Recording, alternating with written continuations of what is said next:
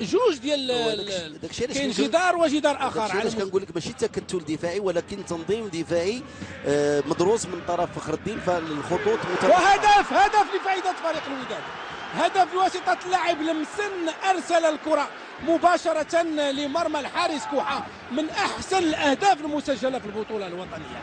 لمسن يرسل كره قويه مباشرة لمرمى الحارس كوحة، وهذه كانت من اللحظات القوية لفريق الوداد، والهدف الأول لفائدة فريق الوداد جاء في اللحظات الأخيرة وفي الوقت المحتسب بدل ضائع، حتى كوحة يعني عجز عن صد هذه المحاولة، وفرحة جمهور فريق الوداد بهذا الهدف.